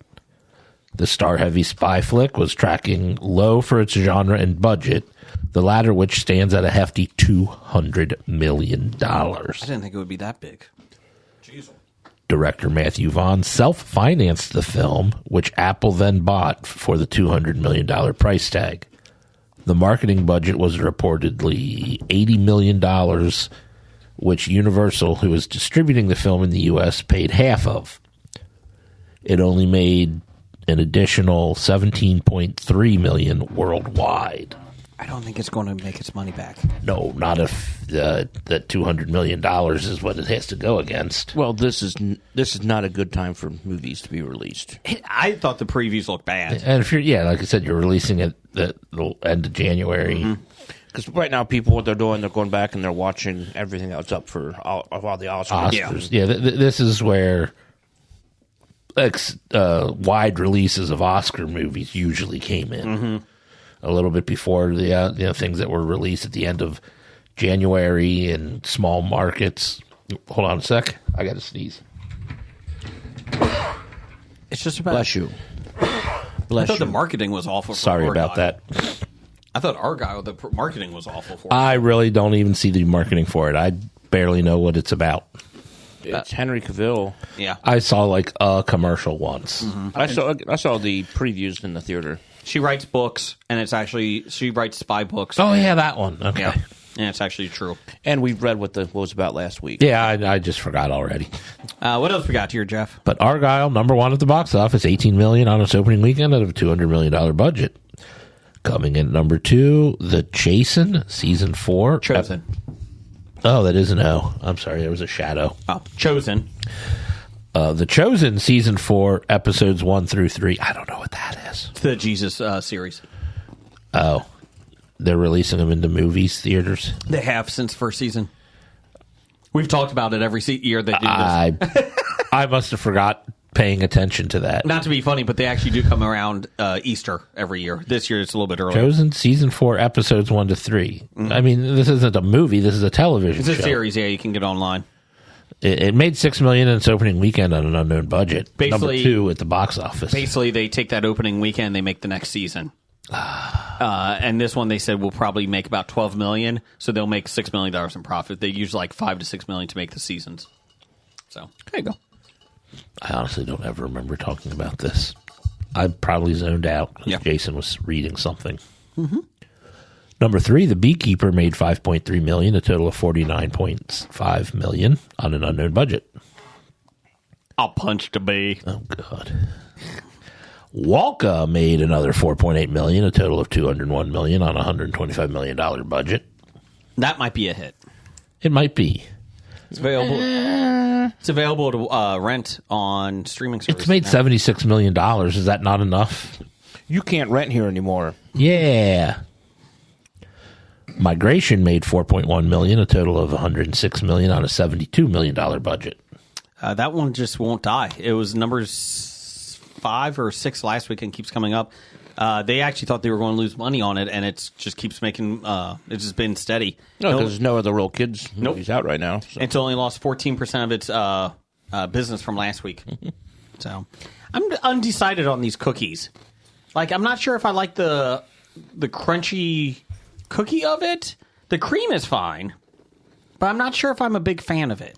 Still debating. I actually kind of like the crunchy. Do you? I'm undecided. It's a golden Oreo. I mean, Yeah. it's fine. I mean, I don't think it's bad. It's definitely not in the bottom 10 that we've had. It makes me want to have one of the lemon thins, though. Did we like those? I loved them. I don't know what you thought of I them. can't remember. What else we got? Upcoming February 9th of 2024, Lisa Frankenstein. A coming-of-age love story about a teenager and her crush, who happens to be a corpse. After a set of horrific circumstances bring him back to life, the two embark on a journey to find love, happiness, and a few missing body parts. Okay. I have not seen any marketing for this. Catherine Newton, Liza Sobrano, Jenna Davis, Trina Lafargue, Paula Andino, Joshua Montez. Yeah, it's... Huh. Yeah, I haven't seen anything about it. Never Okay. heard of it. Yeah, good for that. Okay, it's time for the top 5. Jeff, you got the top 5 music going? Of course not. Why would I do that? I don't know. I just thought you would be prepared. You know me better than that. Prepared.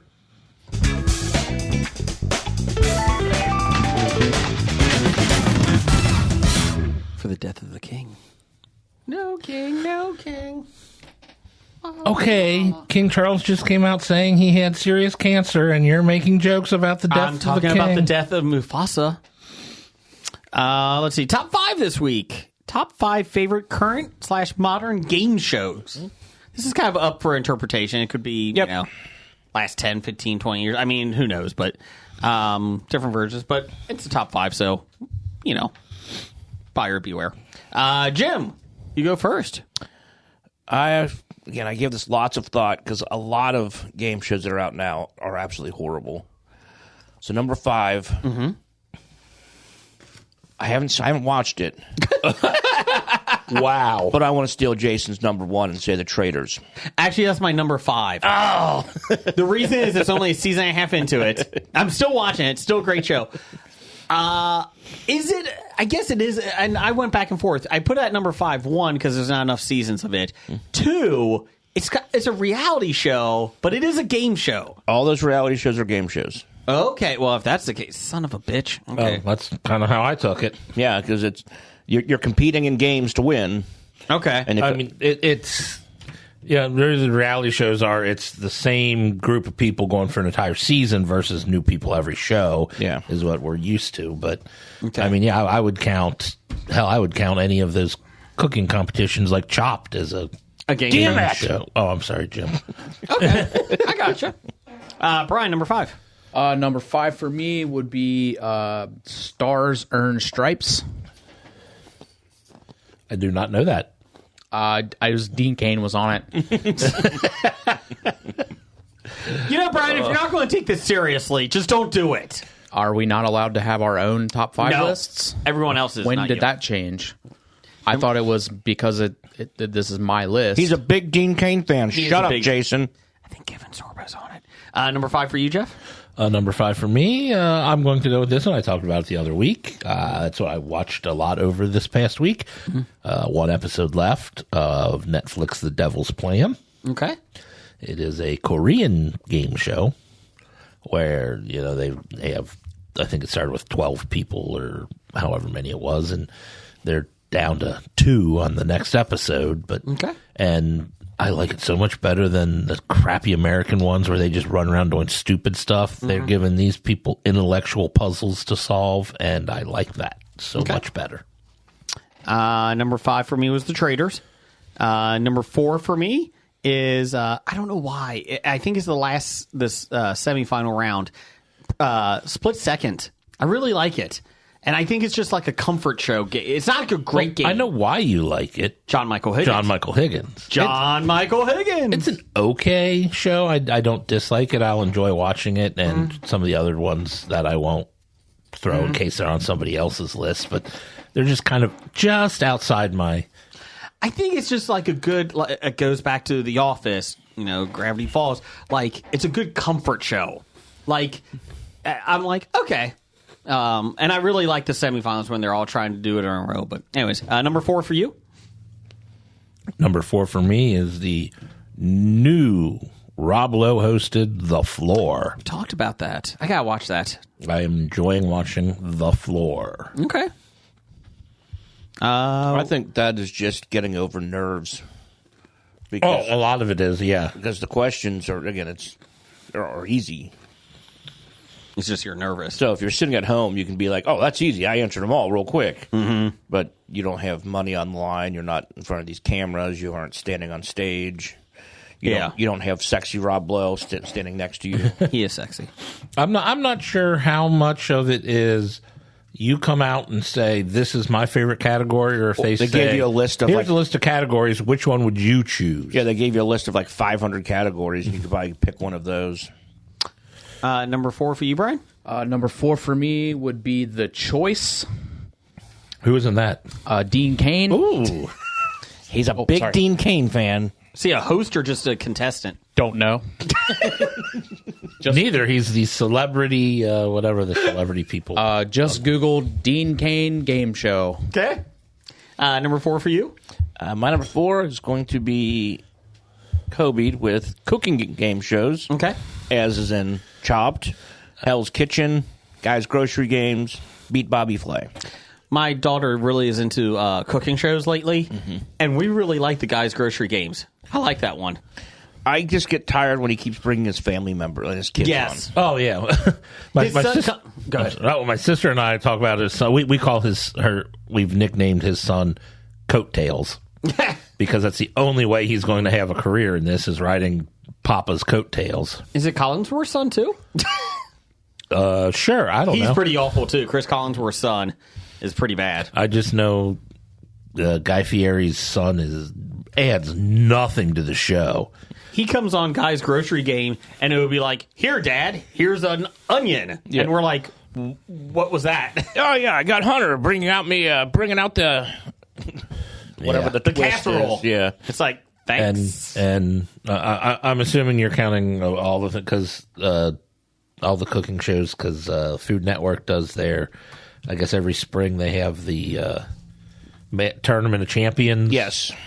And then it's like, okay, Guy's hosting that, and it's big, the top chefs, the celebrity chefs or whatnot. And after every match, Hunter goes to interview the winner, and it's like, oh, God, no one wants to see this. I'm hoping that Cincinnati's own Christian Gill gets more chances on these shows. Yes. He is a fantastic chef and a pretty decent dude. That was your number 4? That was my number 4. What's your 3?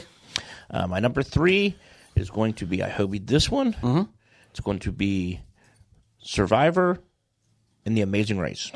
That is my number 2, is Amazing Race. The Amazing Race. I love Amazing Race. I enjoy The Amazing Race. It's amazing. It was better earlier. Yeah, I don't disagree with you on that, but I've enjoyed it a lot. Number 3? Number 3 for me is a game show that didn't actually make it to air. It was called Beat the Blondes. It was a... Damn it, Dean, you couldn't get that one on? It was an unsold pilot for CBS, hosted by Tom Arnold. Should have asked him about this. The game was based on preconceptions, prejudice, strategy, and statistics that blondes are dumb. The game show grand prize was $1 million. I don't think they got the $1 million funding. for the prize. That's why it failed. Tom Arnold as a host. Of course they didn't. The contestant will demonstrate, strictly male contestant, will demonstrate his ability to fly through a series of questions. The 50 blonde women ready to flip the stereotype, according to which intelligence cannot get along with beauty. Man is the center of the study and women before him. 7 rows of 7 women on a scale placed at the top of which is the 50th. The game, the prize money, $1 million, divided into 2 heats. Sounds awful. I unfortunately will never know. It didn't make it to air, so sorry. Well, Tom, I know you're listening to this. If you want to send us a copy of the pilot, we will love to watch it. Is it better than Bamboozled? Bam! Oh, thank you. Number 2, 3. Well, I liked Bamboozled till they changed the rules. I can't You're on remember. Bamboozled. Number 3. Number 3, I've hobied this. Okay. I went for the game show networks versions of Masterminds and The Chase. Partly because I'm obviously a fan of trivia game shows, and partly because Brooke Burns is a great host, and more people should hire her for better hosting jobs. Number 3 for me is a family favorite. Nailed It on Netflix. Love that show. Nailed it. I have a hard And a time lot of watching it is tough too, because it's like, we want you to build this 9-tier cake. You have an hour and a half. Yeah. Like, whoa, hold on. Like, I'm amused by the people trying to make them, but I think what I don't like about it is the talking and the stuff that the funny people are supposed to be I don't have doing. a problem with that. That annoyed me. I'm like, I want to just cut out the middle and just see the beginning and the end, because I don't want to hear these people, unfunny people talk. That is a family favorite in our house. I'd like the Saturday Night Live takes on that. When they have the creature that talks. The cake that talks. The last cake was always some like spawn of Satan. Oh, that made me remember something I didn't have on my list, so I'll just throw that an honorable mention for the end. My number 2 was Amazing Race. Number 2 for you? Number 2 for me, I hobied this one. Okay. It's a list of British game shows. Okay. I would love to see them make American versions of, because then the questions will be more Americanized and they wouldn't be as difficult. But things like Only Connect, Eggheads, I've heard of that. Pointless, and Tenable. I've heard of these because Jeff talked about them. I was going to say, I think Jeff has talked about it. I know I've talked about Pointless and Tenable before. And Eggheads. Oh, okay. Only Connect. I don't know if you guys do the your whatchamacallit, the Wordle or whatnot in those New York Times. I do the Connect. They do a Connect, and that's pretty much the home version of Only Connect. Gotcha. Number 2, Brian? Number 2 for me is Running Wild from Ted Nugent. He hunts you. Yes. Oh, I was kidding.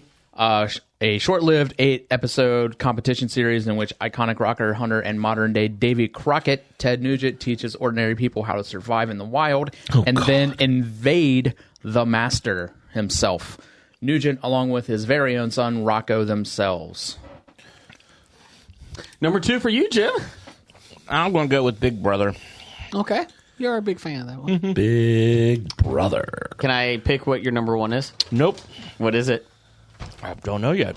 It's your number 1. You're up. Oh, it's my number. Yeah, it's a challenge. Yeah, there you go. So on Traders, they always have challenge. They've had the challenge people on there the last 2 seasons. Yeah. And my wife and kids are like, "Who's that?" I was like, "I don't know. Just ask Jim. He knows him." Johnny Bananas. Johnny God. Bananas. Yep. Johnny Will they CJ. stop putting Johnny Bananas on shit? CJ. CT. CT. That's it. CT I like.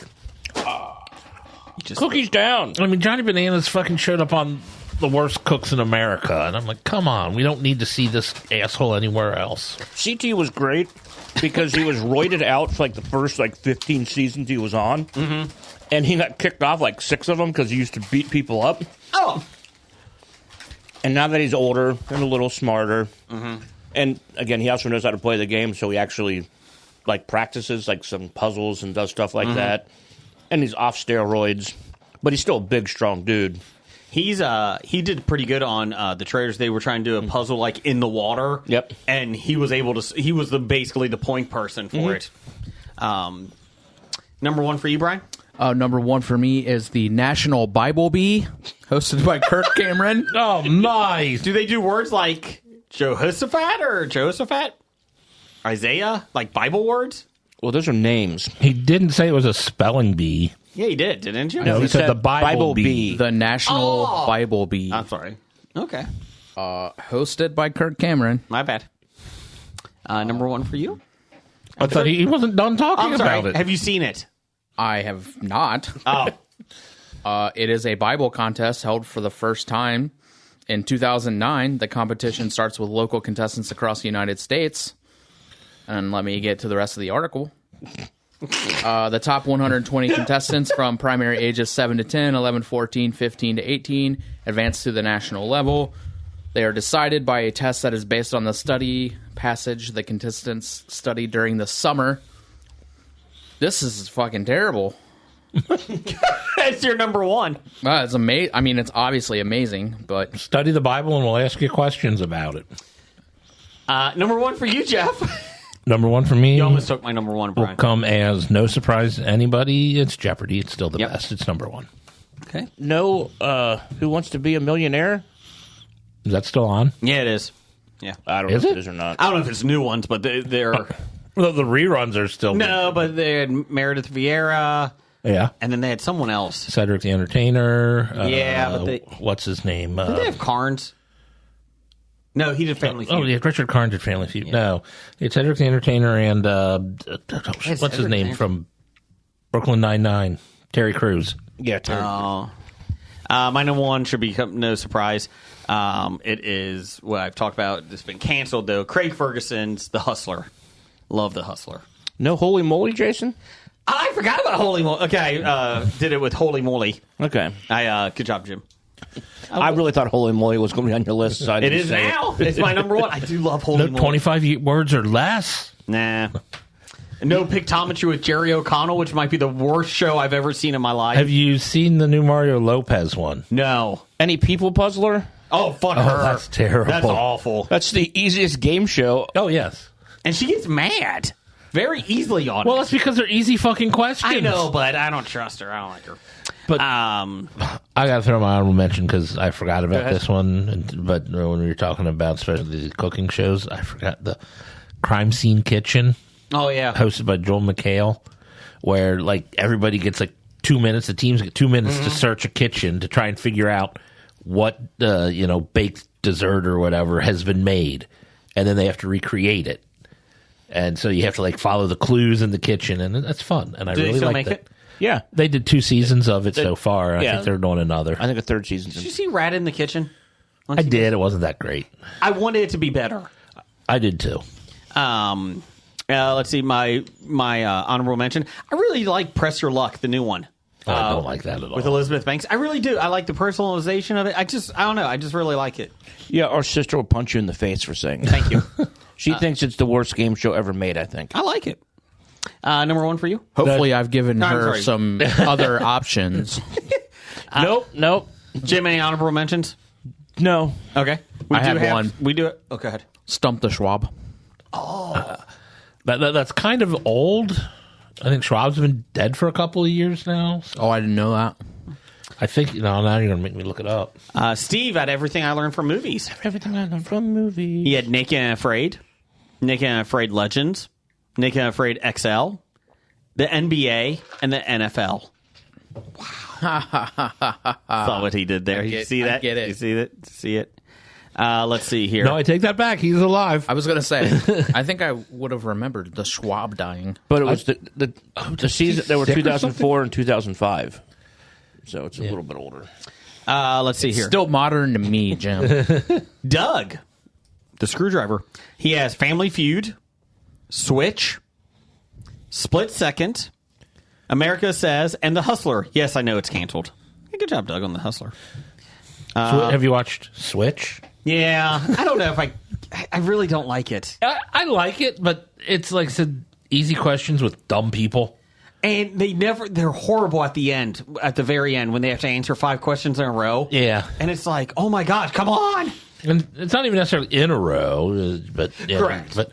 But my favorite part is the host. Anytime he says the word switch, he has to do his hand motion, and they get the little music, and then they have to dance along the line. Yes, and I'm like, Did anybody not have the Squid Games?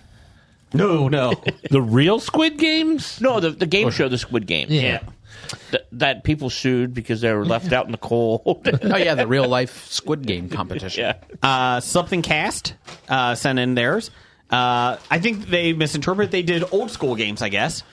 They did old school match game, tic-tac-toe. Yep, these are great. Tattletales.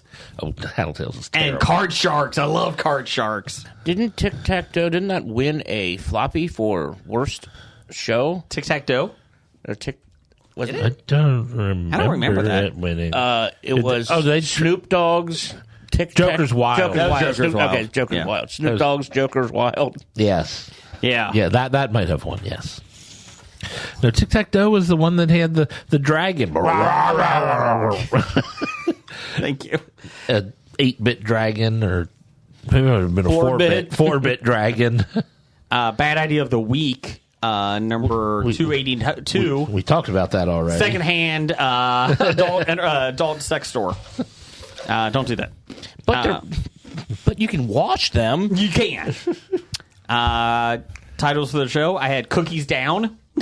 Cookies down. Cookies down. Did you bring the gluten shaker? Yeah. Yes.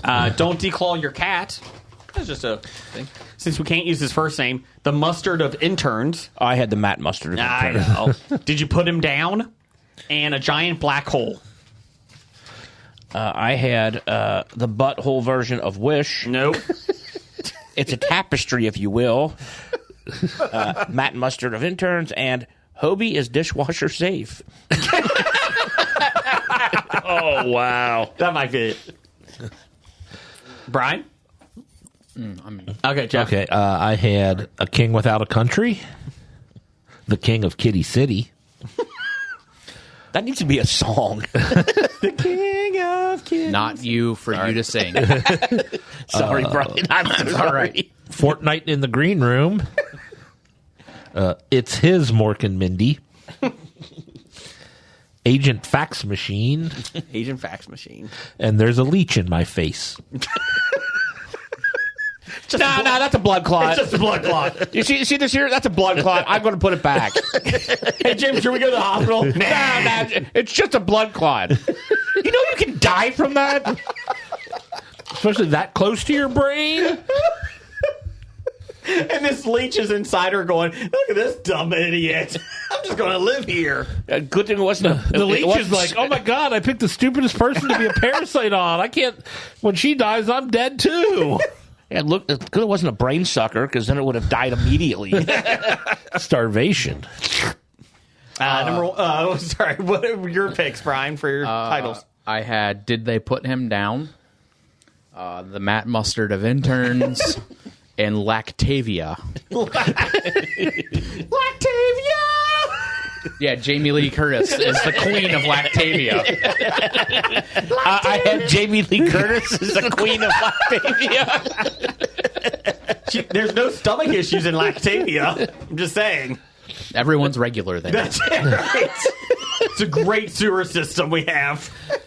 Except for those people who are lactose intolerant. Lactate! Oh, they killed him. How do you think we make the Lactavia? Did they put him down? Yes. And then their theme song is Lactavia. Anyways, so I guess we're doing HOBI is dishwasher safe. HOBI is dishwasher safe. I like it. Roger says goodbye. Goodbye. Bye. From Walking Dead to Talking Heads, from comic books to TV sets, there's a history. It's not so bad, there's the history. It's the history of bad, so bad. The history of bad, it's bad. History of bad ideas. Podcast. You've been listening to HOBI.